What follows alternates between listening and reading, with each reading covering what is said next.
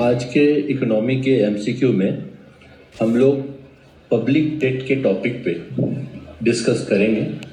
एक क्वेश्चन के थ्रू हम लोग समझेंगे। तो क्वेश्चन है कि कंसीडर द फॉलोइंग स्टेटमेंट्स। तो पहला स्टेटमेंट है, in India external debt is more than internal debt. Second statement है, other liabilities include liabilities on account of provident funds, reserve funds and deposits. Correct statement पूछ रहा है, दो statement question है, guess work नहीं करना है। अब अगर हमने अगर इकोनॉमी में पब्लिक डेट की हम बात करें तो देखिए पब्लिक डेट क्या होता है। ये पब्लिक डेट या गवर्नमेंट डेट जैसे हम बोलते हैं, अगर गवर्नमेंट को कभी पैसे की जरूरत पड़ जाए, गवर्नमेंट को जो रेवेन्यू होता है वो इनफ तो होता नहीं है, पर्याप्त नहीं होता कि वो उससे अपनी सारी योजनाएं, स्कीम और वेलफेयर प्रोग्राम सब कुछ चला सके, उसको भी कर्ज लेने की या डेट लेने की जरूरत उसे पड़ती है। और अगर गवर्नमेंट डेट लेती है और अगर गवर्नमेंट इस प्रकार से ऋण अपने लिए अरेंज करती है तो उसे हम गवर्नमेंट डेट कहते हैं। अब यहाँ पे क्वेश्चन क्या है? क्वेश्चन है कि in India external debt is more than internal debt. देखिए कई बार यूपीएससी में होता ही है कि कोई चीज, कोई स्टेटमेंट हमें बहुत ऑब्वियस दिखता है, ठीक है, बहुत ऑब्वियस स्टेटमेंट हो, थोड़ा हमें अलर्ट हो जाना चाहिए, क्योंकि ऐसा नहीं है कि बहुत ऑब्वियस स्टेटमेंट यूपीएससी नहीं पूछता, लेकिन हर बार या हर टाइम नहीं पूछता है। अब पहला जो स्टेटमेंट है कि in India external debt is more than internal debt, सुनने में अगर आपने को एग्जैक्टली आपको डेटा पता नहीं है तो आपको सुनने में ऐसा लगता है कि हाँ ठीक है ऐसा ही होगा, इंडिया ने बाहर से अधिक पैसा ले रखा होगा और इंटरनल जो उसने पैसा, इंटरनल पैसा वो कहाँ से लेगा, खुद ही गवर्नमेंट किससे पैसा लेगी, तो ऑब्वियस सी बात है कि एक्सटर्नल डेट ज्यादा होगा। तो आप पहले स्टेटमेंट को सही मान लेंगे, लेकिन पहला स्टेटमेंट गलत है। यहाँ पे जो एक्सटर्नल डेट है वो इंटरनल डेट से ज्यादा नहीं है, ठीक है।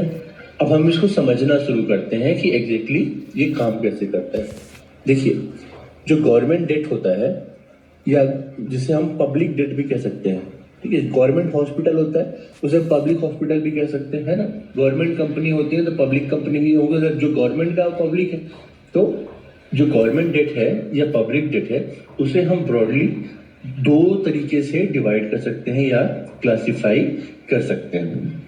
अब जो गवर्नमेंट की लाइबिलिटीज होती है ना, जैसे मान लीजिए कि अगर मुझे कोई डेट मिल रहा है या मुझे कोई लोन मिल रहा है, डेट का मतलब मुझे जो लोन मिला हुआ है।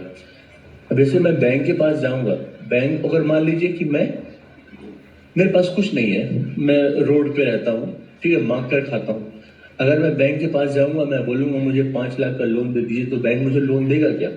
बैंक मुझे लोन नहीं देगा। बैंक हमेशा इस पॉसिबिलिटी पे लोन देता है कि जिसको वो लोन दे रहा है वो उसको रीपे कर पाएगा या नहीं। और इसको सबसे बढ़िया अगर इसका एस्टिमेशन लगाना है कि सामने वाला प्रीपे कर पाएगा या नहीं, तो बैंक को ये देखना पड़ता है कि सामने वाले के पास पहले से ऑलरेडी क्या पैसा है या क्या प्रॉपर्टी है। अब अगर मान लीजिए कि मेरे पास में कुछ भी नहीं है, लेकिन मेरे पास एक घर है, उस घर की वैल्यू 10 लाख की है, और अगर मैं बैंक के पास जाता हूँ, मैं बोलता हूँ मुझे 20 लाख का लोन चाहिए और मेरे पास कोलेट्रल या गिरवी रखने के लिए घर है, तो बैंक एक बार मेरे प्रपोजल को कंसीडर कर सकता है, जस्ट बिकॉज कि मेरे पास में किसी चीज के आधार पे मैं पैसे मांगने जा रहा हूँ। अगर मैं बाद में रिपे नहीं कर पाऊंगा तो एटलीस्ट वो मेरे घर को बेच के 10 लाख रुपए तो पा सकते हैं। Same case goes with this your government. अब गवर्नमेंट को भी अगर डेट चाहिए या उधार चाहिए तो गवर्नमेंट बिना किसी कोलेट्रल के उधार नहीं ले सकता। गवर्नमेंट भी बिना किसी कोलेट्रल या बिना किसी चीज को गिरवी रखे उधार नहीं ले सकती। अब गवर्नमेंट क्या उधार रखेगी? गवर्नमेंट के पास क्या है? गवर्नमेंट के पास, आप लोगों ने पॉलिटी में भी पढ़ा होगा, इकोनॉमी में भी हम पढ़ते हैं, गवर्नमेंट के कुछ अकाउंट्स होते हैं या फंड होते हैं, जैसे कि कंसोलिडेटेड फंड ऑफ इंडिया, आप लोगों ने पढ़ा होगा। अब ये क्या होता है, इसके अंदर कौन से पैसे आते हैं, ये हम लोग बाद में डिस्कस करेंगे, क्योंकि ये टॉपिक अलग है। जो कंसोलिडेटेड फंड ऑफ इंडिया होता है उसके अंदर गवर्नमेंट के पास में बहुत सारा पैसा होता है। मतलब ये समझिए कि जो मेजोरिटी मनी जो गवर्नमेंट का होता है, चाहे वो टैक्स से आ रहा है या कहीं से भी आ रहा है, रेवेन्यू से आ रहा है, किसी भी तरीके से आ रहा है या इंटरेस्ट से आ रहा है, कैसे भी आ रहा है, वो सारा का सारा कंसोलिडेटेड फंड ऑफ इंडिया में ही रखा होता है और गवर्नमेंट इस पैसे को पार्लियामेंट के परमिशन से ही खर्च कर सकती है। ये आपने पॉलिटी में पढ़ा होगा। अब अगर मान लीजिए गवर्नमेंट कहीं से उधार लेती है और बोलती है कि अगर हम आपको उधार नहीं चुका पाएंगे तो आप हमारे कंसोलिडेटेड फंड ऑफ इंडिया में जो पैसा है उसमें से आप पैसा ले सकते हैं, तो बहुत रैशनल बात है, हाँ ठीक बात है। तो अगर ये इस फंड के आधार पर गवर्नमेंट कहीं से पैसा उधार लेती है तो जो ऐसा डेट होता है उसे पब्लिक डेट कहते हैं। क्या कहते हैं? पब्लिक डेट या गवर्नमेंट डेट या पब्लिक डेट कहते हैं, ठीक है। लेकिन अगर मान लीजिए एक दूसरा भी फंड होता है, दूसरा भी अकाउंट होता है गवर्नमेंट के पास, जिसे बोलते हैं पब्लिक अकाउंट। पब्लिक अकाउंट ऐसा अकाउंट होता है जिसमें गवर्नमेंट ऐसे पैसे को रखती है जो टेम्परेरी होता है। जैसे मान लीजिए गवर्नमेंट ने जनधन खाता खोला। अब जनधन खाता खोला तो लोगों ने क्या किया? लोगों ने पैसा जमा किया। या कि मानिए दूसरा एग्जांपल देता हूँ, मान लीजिए गवर्नमेंट ने किसान क्रेडिट कार्ड निकाला, उसको लोगों ने खरीद लिया। या गवर्नमेंट ने प्रोविडेंट फंड स्टार्ट कर दिया जिसमें गवर्नमेंट एम्प्लॉयज ने अपना पैसा कुछ इन्वेस्ट किया। या गवर्नमेंट ने और कोई ऐसा काम किया जिसमें टेम्परेरी लोगों का पैसा आता है, तो ऐसा जो पैसा होता है गवर्नमेंट उसे पब्लिक अकाउंट में रखती है। ऐसे पैसे को जो टेम्परेरी है गवर्नमेंट को वापस करना है वो कंसोलिडेटेड फंड ऑफ इंडिया में नहीं होता, वो पब्लिक अकाउंट में होता है। इसलिए दो अलग अलग ये अकाउंट बने हैं। तो पहले वाले में क्या होता है कि वहां पे परमानेंट ऐसा पैसा जो गवर्नमेंट का खुद का है, ये गवर्नमेंट को वापस नहीं करना है। और पब्लिक अकाउंट में क्या होता है? ऐसा पैसा जो टेम्परेरी गवर्नमेंट के पास है और गवर्नमेंट को उसको वापस करना पड़ेगा। तो अगर पब्लिक अकाउंट में जो पैसा है, अगर उसके बेसिस पे गवर्नमेंट सामने से अगर कहीं से उधार लेती है या ऋण लेती है तो ऐसे डेट को अदर लायबिलिटीज कहते हैं। अब आपको अंतर समझना है, जो गवर्नमेंट डेट होते हैं वो दो प्रकार के होते हैं। टर्मिनोलॉजी इंपॉर्टेंट है। पहले प्रकार को पब्लिक डेट बोलते हैं और दूसरे प्रकार को अदर लायबिलिटीज बोलते हैं। पब्लिक डेट जो होता है वो ऐसा डेट होता है जो गवर्नमेंट कोलेट्रल के रूप में कंसोलिडेटेड फंड ऑफ इंडिया को रखती है, या मतलब उसके आधार पे सामने वालों से पैसा उधार मांगती है। और एक दूसरा प्रकार होता है जिसे अदर लायबिलिटीज कहते हैं। अदर लायबिलिटीज जो पब्लिक अकाउंट होता है, पब्लिक अकाउंट क्या होता है? जिसमें टेम्परेरी पैसा पब्लिक का होता है। जैसे मैंने आपको बताया प्रोविडेंट फंड में जो पैसा आ गया, या जो बाकी बीमा कवर में जो पैसा आ गया, जो गवर्नमेंट सर्विस से LIC का, तो ये सारा पैसा जो होता है वो पब्लिक अकाउंट में होता है। और अगर इसके बिहाफ में गवर्नमेंट कहीं से पैसा उधार लेती है तो उसे हम लोग अदर लायबिलिटीज कहते हैं। ये हम लोग समझ गए। अब यहाँ पे एक फैक्ट बहुत इंपॉर्टेंट है, याद रखिएगा कि जो पब्लिक डेट है वो 41% ऑफ GDP है। मतलब GDP जो हमारी है उसका 41% अगर आप वैल्यू निकालें तो वो क्या है? पब्लिक डेट है हमारे पास में। और जबकि जो अदर लायबिलिटीज है वो 55% ऑफ GDP है। GDP का 5.5%, GDP का 5.5% है। तो हमेशा ये बात भी याद रखना है कि जो पब्लिक डेट है वो अदर लायबिलिटीज से बहुत ज्यादा होता है। पब्लिक डेट अदर लायबिलिटीज से बहुत ज्यादा है। अगर ये फैक्चुअल भी स्टेटमेंट एग्जाम में आता है तो हमें याद रखना है, ठीक है।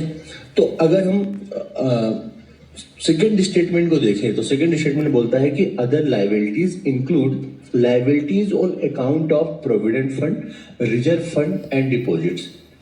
देखिए पब्लिक अकाउंट में प्रोविडेंट फंड ही आता है, रिजर्व फंड्स ही आते हैं और बाकी डिपॉजिट्स ही आते हैं। डिपॉजिट क्या होते हैं? डिपॉजिट आपकी अर्निंग नहीं होती। अगर किसी ने गवर्नमेंट के पास कुछ डिपॉजिट किया है तो गवर्नमेंट की वो अर्निंग नहीं है, वो जिसने डिपॉजिट किया है कभी भी वो वापस ले सकता है। यहाँ हम लोगों ने पढ़ा कि जो पब्लिक अकाउंट है, जो अदर लायबिलिटीज होती हैं, वो पब्लिक अकाउंट के बिहाफ में लिया गया उधार होता है। अब यहीं पे उस चीज को इलिबरेट करके लिख दिया है, डायरेक्ट न लिख करके और इनहेंस और डिटेल करके लिख दिया है। क्या लिखा कि अब उसके अंदर की बात की पब्लिक अकाउंट में होता क्या है, उन सारे फंड्स को लिख करके यहाँ पे कंफ्यूज करने का ट्राई किया है। लेकिन हमें पता है कि पब्लिक अकाउंट में कौन कौन से फंड होते हैं और किस तरह की चीजें होती हैं, तो हम यहाँ पे कंफ्यूज नहीं होंगे। Other liabilities include liabilities on account of provident funds, reserve funds and deposit. Other liabilities में वो लायबिलिटीज होती हैं जो प्रोविडेंट फंड और रिजर्व फंड और डिपॉजिट्स पर आधारित होती हैं। बिल्कुल सही बात है, पब्लिक अकाउंट में यही सारे फंड तो होते हैं, और अगर उस पर आधारित कोई लायबिलिटी है या कोई ऋण है तो उसे क्या बोलते हैं हम लोग? अदर लायबिलिटी बोलते हैं। तो सेकंड स्टेटमेंट बिल्कुल सही है। अब पहला स्टेटमेंट हम लोग देखते हैं। देखिए, अभी हमने क्या देखा कि जो गवर्नमेंट डेट होते हैं वो दो प्रकार के होते हैं, पब्लिक डेट और दूसरा अदर लायबिलिटीज। अब हम लोग पब्लिक डेट को भी आगे दो प्रकार से डिवाइड कर सकते हैं। जो पब्लिक डेट है उसे हम इंटरनल डेट और एक्सटर्नल डेट में डिवाइड कर सकते हैं। अगर कंसोलिडेटेड फंड ऑफ इंडिया पर हम लोग विदेशों से कोई पैसा वापस मांगते हैं, ऋण में मांगते हैं, उसको आधार बना करके अगर विदेश से हम कोई पैसा उधार मांगते हैं तो उसे हम बोलते हैं एक्सटर्नल डेट। और अगर हम अपने डोमेस्टिक एरिया के अंदर, गवर्नमेंट अगर डोमेस्टिक एरिया के अंदर ही कंसोलिडेटेड फंड ऑफ इंडिया को बेस बना करके पैसा उधार में मांगती है तो उसे हम इंटरनल डेट कहते हैं। अब जो इंटरनल डेट होते हैं वो भी दो प्रकार के होते हैं, जो मार्केटेबल होते हैं और जो नॉन मार्केटेबल होते हैं। तो इतना डिटेल में समझने की इसको जरूरत नहीं है कि मार्केटेबल क्या होता है और नॉन मार्केटेबल क्या होता है। आप इतना समझिए कि जो मार्केटेबल जो डेट होता है इंटरनल के अंदर वो ज्यादा होता है नॉन मार्केटेबल डेट से। अब जो एक्सटर्नल डेट होता है वो क्या होता है? मान लीजिए इंडिया में कोई कंपनी काम कर रही है। इंडिया में जो कंपनी काम कर रही है, अगर उसको यूएस की कोई एक कंपनी पैसा उधार देना चाहती है तो जो पैसा उधार में इंडिया की कंपनी को मिलेगा वो भी एक्सटर्नल डेट ही है। जरूरी नहीं कि गवर्नमेंट को ही पैसा उधार में बाहर से मिला हो। जो डोमेस्टिक कंपनीज है अगर उनको भी बाहर से पैसा उधार में मिलता है, या कोई इंडिविजुअल है डोमेस्टिक जो बाहर से पैसा उधार लेता है, तो वो कंट्री का ही डेट माना जाएगा, वो गवर्नमेंट डेट ही माना जाएगा, पब्लिक डेट ही माना जाएगा। क्योंकि हमारे फिजिकल ज्योग्राफी के अंदर हमने इंडिया के अंदर अगर कोई भी बाहर से लोन लेता है तो उसको रिपे करने की जिम्मेदारी गवर्नमेंट ऑफ इंडिया की होती है, इसलिए उसको भी हम पब्लिक डेट ही मानते हैं। तो एक्सटर्नल डेट में क्या क्या होता है? कॉमर्शियल बैंक जो होते हैं जो बाहर से पैसा उधार लेते हैं, है ना, जो हमारे यहाँ पे जो लोग कोई कंपनी है अगर वो बाहर से कोई पैसा उधार लेती है, गवर्नमेंट को कोई पैसा उधार में बाहर से मिलता है, या कोई इंटरनेशनल जैसे आईएमएफ हो गया या वर्ल्ड बैंक हो गया, ऐसे कोई इंटरनेशनल फाइनेंशियल इंस्टीट्यूट अगर पैसा उधार में इंडियन गवर्नमेंट को देता है तो वो सब कुछ भी एक्सटर्नल डेट में जाता है। जाहिर सी बात है कि इंडिया को जो है एक्सटर्नल डेट में जो पैसा मिलता है बाहर से वो लगभग आप देखिए यहाँ पे जो इंटरनल जो डेट मिलता है वो 38.2% है और जो एक्सटर्नल डेट है वो 2.9% ऑफ जीडीपी है। तो ये बात समझिए कि ऐसा लगता है कि अधिक पैसा बाहर से मिलता होगा, लेकिन सच्चाई ये नहीं। सच्चाई क्या है? जो इंटरनल डेट है वो ज्यादा है। अब ये कैसे ज्यादा है, इसके पीछे आप लॉजिक समझिए। लॉजिक क्या है? लॉजिक ये है कि गवर्नमेंट जो पैसा बाहर से लेती है, हम लोग जो पैसा बाहर से लेते हैं वो तो है ही, लेकिन इसके अलावा डोमेस्टिक लेवल पे कितनी सारी गवर्नमेंट सिक्योरिटीज निकलती हैं, कितने सारे गवर्नमेंट ऐसी स्कीम निकालती है जिसमें लोगों का पैसा गवर्नमेंट लेती रहती है।